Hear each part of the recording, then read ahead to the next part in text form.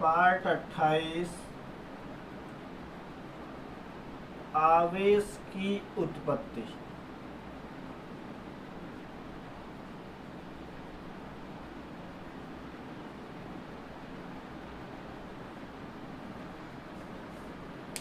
कोलोइडी जो कण है या कोलोइडी विलयन है, उनमें आवेश की जो उत्पत्ति है वो किस प्रकार से होती है, उसके बारे में इस पार्ट में हम चर्चा करेंगे। पिछले पार्ट की अगर हम बात करें तो पिछले पार्ट में हमने पढ़ा था कोलोइडी विलयन के गुणों के बारे में, और कोलोइडी विलयन के गुणों के अंतर्गत हमने विषमांगी प्रकृति के बारे में अध्ययन किया, साथ ही रंग के बारे में अध्ययन किया, अधिशोषण या अवसादन के बारे में बात की, साथ ही ब्राउनी गति के बारे में पढ़ा, और जो प्रकाशिक गुण थे, प्रकाशिक गुणों के अंतर्गत हमने पढ़ा था टिंडल प्रभाव के बारे में, और उसके बाद में हमने पढ़ा था वैद्युत गुण के बारे में, जिसके अंतर्गत हमने धनावेशित सोल भी पढ़े थे और ऋणावेशित सोल भी पढ़े थे। तो जिन विद्यार्थियों ने इन जो पीछे के जो पार्ट हैं उनका अध्ययन नहीं किया है, तो वीडियो का जो डिस्क्रिप्शन बॉक्स है, डिस्क्रिप्शन बॉक्स में लिंक दे दी गई है, उन पर क्लिक करके आप देख सकते हैं, या फिर कोने में यहाँ पे इस साइड में आई बटन दिखाई दे रहा है, उस आई बटन पर क्लिक करके भी जो पीछे के पार्ट हैं आप उनका अध्ययन कर सकते हैं। तो बात करते हैं हम आवेश की उत्पत्ति, यानी कि जो कोलोइडी विलयन है, कोलोइडी विलयन में आवेश की उत्पत्ति कैसे होती है, यानी कि उनके ऊपर चार्ज उत्पन्न किन किन कारणों के द्वारा होता है। तो पहला जो कारक आता है, पहले कारण की अगर हम बात करें तो पहला आता है घर्षण वैद्युतीकरण।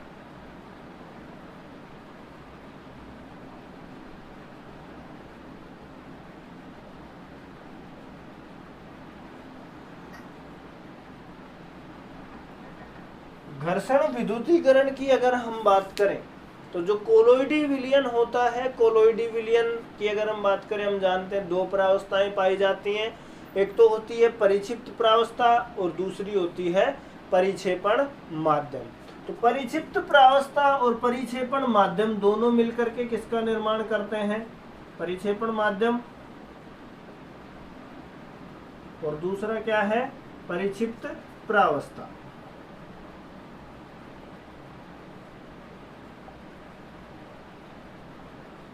ये दोनों मिलकर के किसका निर्माण करते हैं, कोलोइडी विलयन का निर्माण करते हैं, कोलोइड का निर्माण करते हैं। ये विलयन में कम मात्रा में होता है और ये अधिक मात्रा में होता है। ये सब बातें हम जानते हैं, पीछे के पार्टों में हमने अध्ययन किया है। तो घर्षण विद्युतीकरण की अगर हम बात करें तो परिक्षिप्त प्रावस्था के कण और परिक्षेपण माध्यम के कण विलयन में होते हैं, आपस में टकराएंगे तो क्या होगा, घर्षण उत्पन्न होगा, घर्षण होगा, घर्षण के कारण क्या हो जाता है, इनके ऊपर आवेश उत्पन्न हो जाता है। तो पहला जो कारक था, पहला कारक समझ में आया होगा, घर्षण वैद्युतीकरण, कि भाई परिक्षिप्त प्रावस्था और परिक्षेपण माध्यम के जो कण हैं ये आपस में टकराते हैं, यानी कि इनके मध्य घर्षण होता है, तो घर्षण के कारण इनके ऊपर क्या हो जाता है, चार्ज उत्पन्न हो जाता है, आवेश उत्पन्न हो जाता है। पहला कारक समझ में आ गया होगा। उसके बाद में दूसरे कारक की अगर हम बात करें तो दूसरा कारक आता है हमारे पास में पृष्ठीय अणुओं के विघटन के द्वारा। तो सेकंड कारक आता है हमारे पास में आवेश उत्पत्ति का, पृष्ठीय अणुओं के विघटन के द्वारा।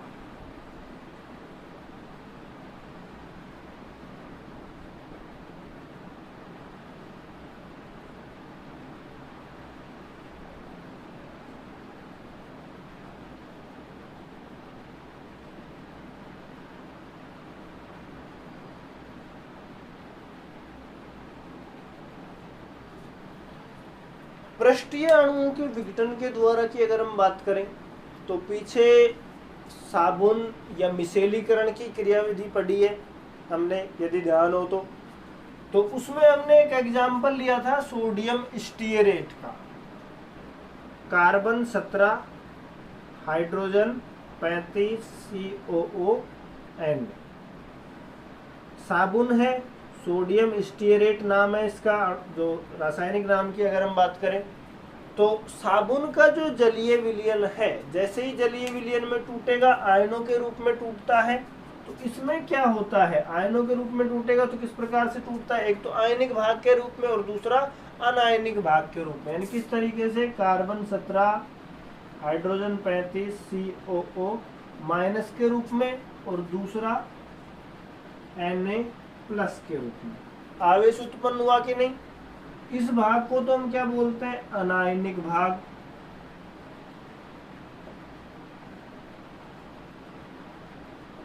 और दूसरे वालों को क्या बोलते हैं, आयनिक भाग, जिसको हम सिर भी बोलते थे, हेड भी। और अनायनिक भाग को क्या बोलते थे, पूंछ बोलते थे। ये जल स्नेही भाग है और ये क्या है, जल विरोधी भाग। पीछे पढ़ा था हमने, जल स्नेही भाग और ये क्या था, जल विरोधी।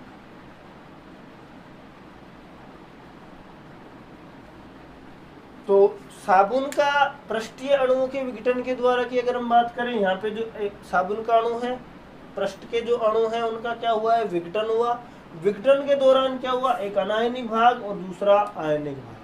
आयनिक भाग क्या होता है, साबुन जैसे ही जल में घुलती है, जलीय विलयन में घुलता है, तो आयनिक जो भाग होता है ये तो घुल करके विलयन में चला जाता है। उसके बाद में बाकी कौन सा भाग बचा, अनायनिक भाग बचा। अभी अनायनिक भाग जो है, इसके जो अणु होंगे वो आपस में क्या होंगे, संगुणित होंगे।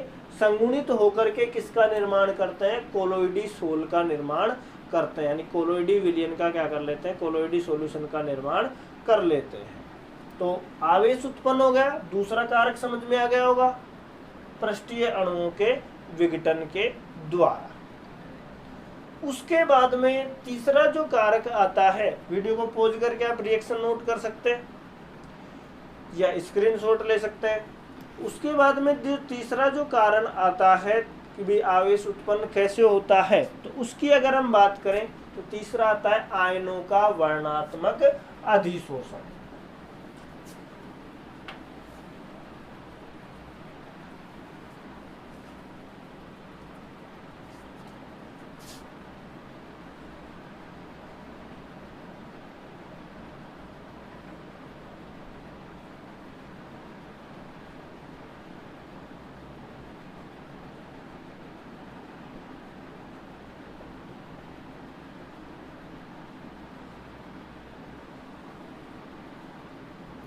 आयनों के वर्णात्मक अधिशोषण की बात करें, यानी कि वर्णात्मक पढ़ा था हमने, चयनात्मकता का गुण। तो आयनों के वर्णात्मक अधिशोषण की अगर हम बात करें, कोलोइडी जो विलयन है, कोलोइडी विलयन में जो कणों की सतह है, कणों की सतह पर विलयन में उपस्थित आयनों को अधिशोषित करने की, अधिशोषण का क्या पाया जाता है, उनके ऊपर गुण पाया जाता है। दोबारा से सुनिएगा, कोलोइडी जो विलयन है, कोलोइडी विलयन में जो कण पाए जाएंगे, उन कणों की सतह पर विलयन में जो अन्य आयन हैं उनको अधिशोषित करने का गुण पाया जाता है। यानी कि जो कोलोइडी विलयन में जो कण हैं उन पर अन्य जो आयन हैं वो क्या होते हैं, अधिशोषित होते हैं, यानी अधिशोषण की प्रक्रिया होती है। भाई जाहिर सी बात है, जो अधिशोषण का जो सर्वाधिक गुण पाया जाता है कोलोइडी विलयन में पाया जाता है। तो जो कोलोइडी विलयन है, कोलोइडी विलयन में कण भी पाए जाएंगे, कण के अलावा अन्य आयन भी पाए जाएंगे। तो जो कण पाए जा रहे हैं उन कण की सतह पर अन्य आयनों का क्या होता है, अधिशोषण होता है। यहाँ तक क्लियर है। उसके बाद में जो अधिशोषण की प्रक्रिया होगी, कोलोइडी कण विलयन में से केवल उन्हीं कणों का अधिशोषण करेंगे जो उनके निजी जालक से क्या होंगे, उभयनिष्ठ होते हैं। बात समझ में आई होगी। भाई कोलोइडी विलयन है, कण पाए जा रहे हैं, उन पर अधिशोषण होता है, ये बात क्लियर है। लेकिन जो कण जिनके ऊपर अधिशोषण हो रहा है वे आयनों में से उन्हीं आयनों का अधिशोषण करेंगे, विलयन में से उन्हीं आयनों को सेलेक्ट करेंगे अधिशोषित होने के लिए जो उनके निजी जालक से क्या होंगे, उभयनिष्ठ होंगे। एग्जाम्पल से समझते हैं हम। एग्जाम्पल के तौर पे हम एग्जाम्पल लेते हैं फेरिक क्लोराइड का। तो पहला जो एग्जाम्पल आता है हमारे पास में फेरिक क्लोराइड। फेरिक क्लोराइड है FeCl3। इसका जल अपघटन होता है, तो जल अपघटन के दौरान किसका निर्माण होता है? फेरिक हाइड्रोक्साइड का निर्माण होता है। तो 3 जल के अणु लेते हैं, HOH लिख सकते हैं, फिर H2O के रूप में, यहाँ पे H+ के रूप में, OH- के रूप में। तो इसकी अगर हम बात करें, आयरन की संयोजकता +3 होती है, OH कितने अपने पास 3 है, -3 संयोजकता, तो दोनों क्रिया करके क्या बना लेंगे? FeOH का होल थ्राइस, Cl की -1 संयोजकता, तो 3 Cl है, 3 ही हाइड्रोजन यानी कि H आयन है, तो क्या बना लेंगे? 3HCl। तो फेरिक क्लोराइड का जल अपघटन हुआ, जल अपघटन के दौरान किसका निर्माण हुआ? फेरिक हाइड्रोक्साइड का निर्माण हुआ। अब इस फेरिक हाइड्रोक्साइड में जो आयन है, आयरन आयन है, किस रूप में है? Fe+3 के रूप में अधिशोषित है। तो Fe+3 के रूप में अधिशोषित होने के कारण जो ये कोलोइडी विलयन जो बना है, एक ऐसा कोलोइडी विलयन बन गया, धनावेशित कोलोइडी विलयन बन गया। यानी कि इस सॉल्यूशन में जो हाइड्रोक्साइड सॉल्यूशन है, इनमें किन आयनों का अधिशोषण हुआ? Fe+3 आयनों का क्या होता है? अधिशोषण होता है। इस कारण ये जो कोलोइडी विलयन बना वो कैसा बना? धनावेशित कोलोइडी विलयन बना। इसको विस्तार पूर्वक देखते हैं। FeCl3 है, किस प्रकार से टूटेगा आयनों के रूप में अगर हम बात करें, तो आयरन है, +3 संयोजकता के रूप में है यहाँ पे Fe+3, और Cl की संयोजकता -1, कितने Cl है? 3 Cl-, इस रूप में। अब ये जो Fe आयन है हाइड्रोक्साइड आयन पर किस रूप में अधिशोषित होगा? धनात्मक आयन के रूप में अधिशोषित होगा। धनात्मक के रूप में होगा तो कोलोइडी विलयन के ऊपर चार्ज कैसा आएगा? धनात्मक चार्ज आएगा। तो FeOH का होल थ्राइस प्लस में Fe+3, इसमें जो Fe आयन है किस रूप में अधिशोषित होगा? Fe+3 आयन के रूप में। तो क्या बना यहाँ पे? आयन के रूप में अधिशोषण हो रहा है इसके ऊपर, तो इसको डैश के द्वारा दर्शा दें, या फिर क्या लगा दें हम यहाँ पे इस तरीके से ओब्लिक लगा करके Fe+3। कैसा कोलोइडी विलयन बना? धनात्मक कोलोइडी विलयन बन गया।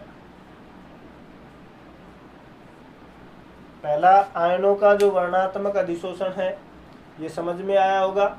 एग्जाम्पल भी फेरिक क्लोराइड है, फेरिक क्लोराइड के जल अपघटन से बने क्या बना है? फेरिक हाइड्रोक्साइड विलयन बना है। फेरिक हाइड्रोक्साइड विलयन में जो Fe+3 है ये आयन के रूप में क्या होता है? जो आयरन है वो Fe+3 आयन के रूप में अधिशोषित होता है, और किस प्रकार का कोलोइडी विलयन बनाता है? धनावेशित कोलोइडी विलयन का निर्माण करता है। यानी कि कोलोइडी विलयन के ऊपर क्या आ गया? चार्ज उत्पन्न हो गया। दूसरे एग्जाम्पल की बात करते हैं। नंबर 2 एग्जाम्पल आता है, तो वीडियो को पॉज करके आप इसको नोट कर सकते हैं, या तो डायरेक्ट इस एग्जाम्पल को उतार सकते हैं, इन दोनों को, या फिर तीनों को उतार सकते हैं। उसके बाद में जो सेकंड एग्जाम्पल लेते हैं हम, किसके बारे में? सिल्वर नाइट्रेट का जो एग्जाम्पल है वो लेते हैं, उसको शॉर्ट में समझेंगे। चलिए, सिल्वर नाइट्रेट है। सिल्वर नाइट्रेट यानी कि AgNO3, इसमें हम क्या डाल दें? पोटेशियम आयोडाइड का आधिक्य मिला दें, यानी पोटेशियम आयोडाइड मिला देते हैं। तो पोटेशियम आयोडाइड मिला लेंगे तो यहाँ पे सिल्वर जो आयन है Ag+ के रूप में, आयोडाइड -1 के रूप में, तो इसका क्या कर लेता है? अधिशोषण कर लेता है। तो क्या बना? AgI बना। इसमें अधिशोषण किसका हुआ है? आयोडाइड आयन का हुआ है। किसके रूप में? माइनस के रूप में। या तो इसको इस तरीके से फैला करके लिख सकते हैं, खोल करके लिख सकते हैं, फिर शॉर्ट में समझ सकते हैं। तो ये कोलोइडी जो विलयन बना है, कैसा कोलोइडी विलयन बना है? आयोडाइड माइनस के रूप में, यानी कि क्या है? अधातु है। तो कैसा कोलोइडी विलयन बना है? यहाँ पर ऋणावेशित कोलोइड बना है। और जो दूसरा जो प्रोडक्ट बनेगा यहाँ पे पोटेशियम +1 नाइट्रेट है, पोटेशियम नाइट्रेट। तो दूसरी रिएक्शन समझ में आ गई होगी। ये जो सिल्वर आयोडाइड है, इसमें जो आयन अधिशोषित हुआ है, क्या हुआ है, आयोडाइड आयन के रूप में क्या हुआ है, इसमें अधिशोषण हुआ है। वही सिल्वर जो आयोडाइड है, ये तो क्या है, कोलोइडी विलयन है, और इस कोलोइडी विलयन के जो कण हैं, उन कणों पर किसका अधिशोषण हुआ है, आयोडाइड माइनस आयन का क्या हुआ है, अधिशोषण हुआ है। विलयन के अंदर हो रही है प्रक्रिया। तो उसके बाद में दूसरी अगर हम बात करें, ये हो गया दूसरा एग्जाम्पल, इसको भी पोज करके आप नोट कर सकते हैं। तीसरा एक और एग्जाम्पल ले लेते हैं, नंबर 3, आर्सेनिक ऑक्साइड है AS2O3। आर्सेनिक ऑक्साइड है, इसके विलयन में क्या कर दें हम, H2S गैस प्रवाहित कर दें। H2S गैस प्रवाहित करेंगे तो इसका भी जो कोलोइडी जो विलयन होगा, भाई सल्फर है, नेगेटिव आयन है, यहाँ पे अधातु है, तो इस पर क्या होगा, आर्सेनिक के ऊपर अधिशोषित हो जाएगा, तो किस में बदल जाएगा, आर्सेनिक सल्फाइड के रूप में। कोलोइडी विलयन कैसा बना, ऋणात्मक कोलोइडी विलयन बना, यानी कि चार्ज कैसा आ गया, ऋणात्मक चार्ज आ गया। तो इस रिएक्शन को भी देखते हैं। आर्सेनिक है, यहाँ पे हाइड्रोजन की बात करें, 6 हाइड्रोजन है, ऑक्सीजन कितने, 3 ऑक्सीजन है, तो क्या बना, जल के कितने अणु बन गए, 3 जल के अणु बन गए। बाकी जो आर्सेनिक है, सल्फर के 3 अणु है, क्या बना, AS2S3। आर्सेनिक सल्फाइड का कोलोइडी विलयन बन गया, लेकिन अधिशोषण किसका होगा इस पर, सल्फर माइनस सल्फाइड आयन का अधिशोषण होगा। चार्ज कैसा आया, ऋणात्मक कोलोइडी विलयन कैसा बना, ऋणात्मक कोलोइडी विलयन बन। तीसरा एग्जाम्पल भी समझ में आ गया होगा। इसी प्रकार यदि अगर हम बात करें एल्युमिनियम जो हाइड्रोक्साइड है, एल्युमिनियम हाइड्रोक्साइड का जो कोलोइडी विलयन होता है वो भी कैसा होता है, धनात्मक कोलोइडी विलयन होता है। वीडियो को पॉज करके आप इसको नोट कर लीजिए, फिर उसके बारे में जो हमारे पास में तीसरा चौथा एग्जाम्पल आता है उसकी बात करते हैं।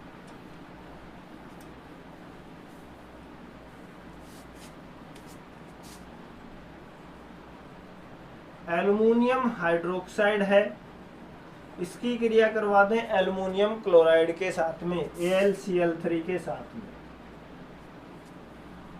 इसकी अगर हम बात करें AlCl3 के साथ क्रिया करवा देते हैं, तो इसमें क्या होता है, जो वैद्युत अपघट्य है वो AlCl3 के जो Al+3 आयन है,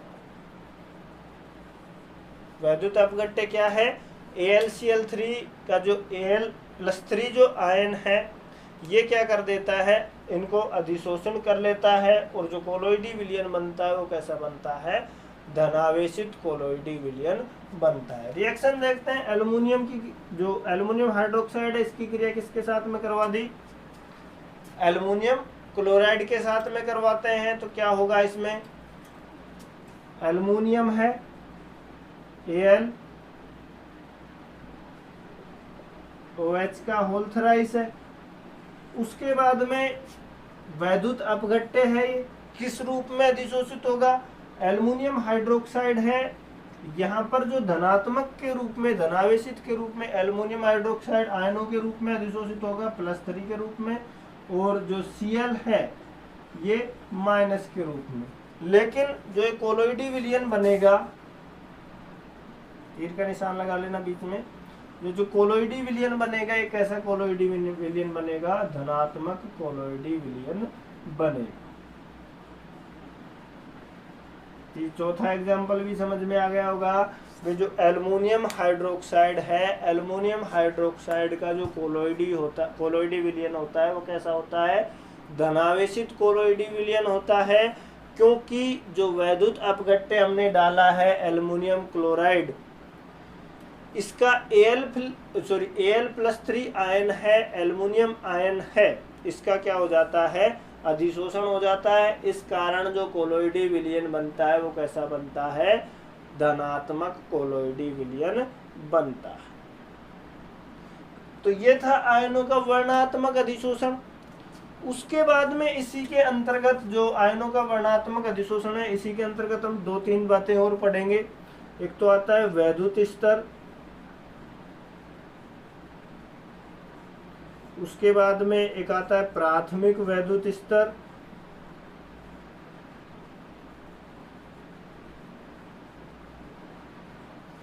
दूसरा आता है द्वितीयक वैद्युत स्तर,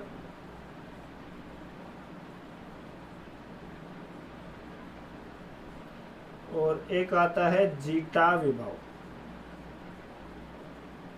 ये इसी टॉपिक के अंतर्गत है आयनों का वर्णात्मक अधिशोषण के बाद। प्राथमिक वैद्युत स्तर को स्थिर वैद्युत स्तर भी बोलते हैं,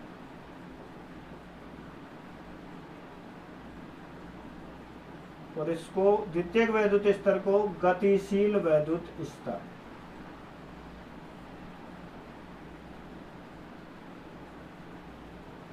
अब ये होते क्या हैं, इनके बारे में हम बात करते हैं। भाई शुरुआत में हमने पढ़ा है कि कोलोइडी कण है, कोलोइडी कणों की सतह पर क्या होता है? विलयन में अन्य आयनों का क्या होता है? अधिशोषण होता है। कोलोइडी विलयन है, कोलोइडी कण है। कोलोइडी कण किसमें पाए जाएंगे? विलयन में पाए जाएंगे।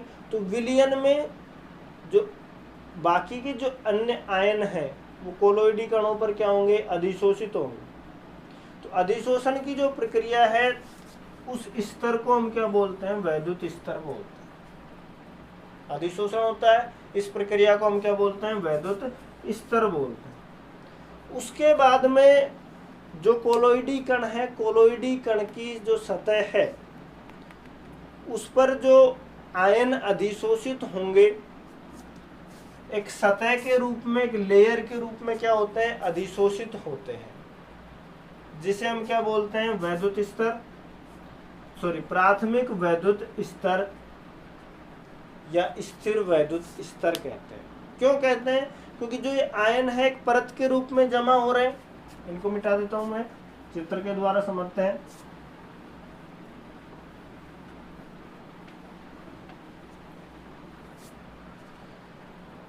फेरिक हाइड्रोक्साइड विलयन है,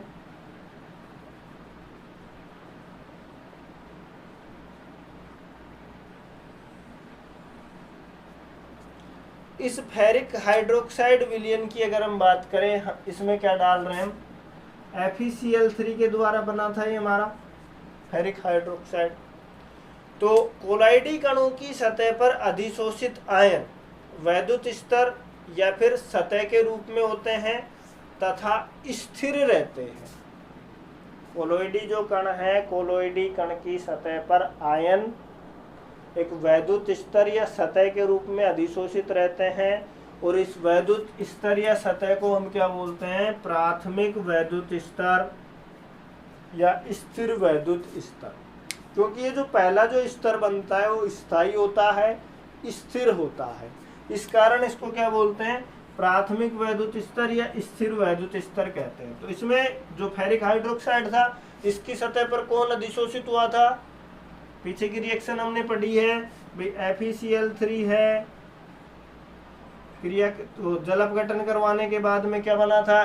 फेरिक हाइड्रोक्साइड बना था। फेरिक हाइड्रोक्साइड जो विलयन है, Fe+3 आयन अधिशोषित हुए थे। अधिशोषित होने के बाद में क्या बना था? फेरिक हाइड्रोक्साइड और Fe+3 आयन इस रूप में अधिशोषित होते हैं। तो ये जो अधिशोषण हुआ किस रूप में हुआ? प्राथमिक वैद्युत स्तर के रूप में अधिशोषण हुआ, यानी कि जो ये सतह बनी कैसी बनी? प्राथमिक वैद्युत स्तर वाली बनी। और ये जो सतह बनती है कैसी होती है? स्थिर होती है, इस कारण इसको क्या बोलते हैं? स्थिर वैद्युत स्तर बोलते हैं। उसके बाद में यहाँ पे आयन है, इनको क्या करवा देता हूं मैं? अधिशोषित करवा देता हूं। ये तो क्या हो गई? प्राथमिक वैद्युत स्तर हो गया। अब ये जो प्राथमिक वैद्युत स्तर है, थोड़ा ठीक बना देता हूं इसको। ये जो प्राथमिक वैद्युत स्तर है, प्राथमिक वैद्युत स्तर के चारों ओर एक दूसरी सतह पाई जाती है जिसको हम बोलते हैं द्वितीयक वैद्युत स्तर। फेरिक हाइड्रोक्साइड विलयन है, इसकी सतह पर पहला जो वैद्युत स्तर बना वो कैसा होता है, स्थायी होता है, स्थिर होता है, यानी कि गति नहीं करता है। अब ये जो प्राथमिक वैद्युत स्तर है, इस प्राथमिक वैद्युत स्तर के भी चारों ओर दूसरा वैद्युत स्तर पाया जाता है जिसे हम क्या कहते हैं, द्वितीयक वैद्युत स्तर। तो दूसरा क्या बचा, Cl- बचा। तो ये Cl-, Cl-,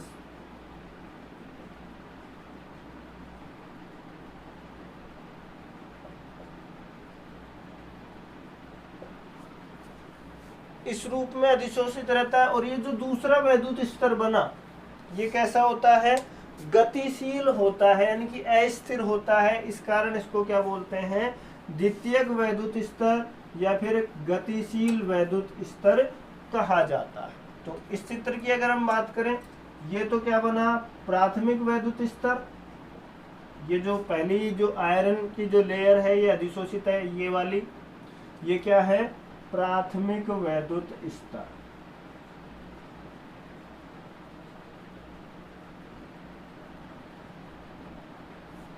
उसके बाद में जो दूसरी परत बनी है ये स्थिर भी है,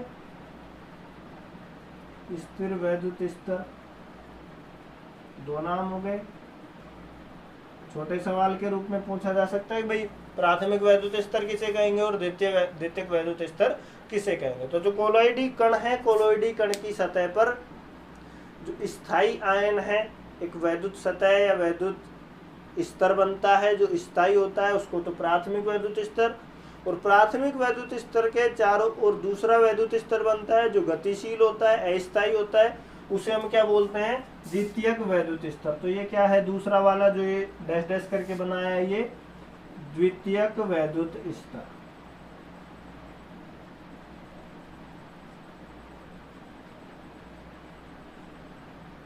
या गतिशील वैद्युत स्तर, अस्थायी भी बोल सकते हैं, क्योंकि ये क्या करता रहता है, गमन करता रहता है, गति करता रहता है।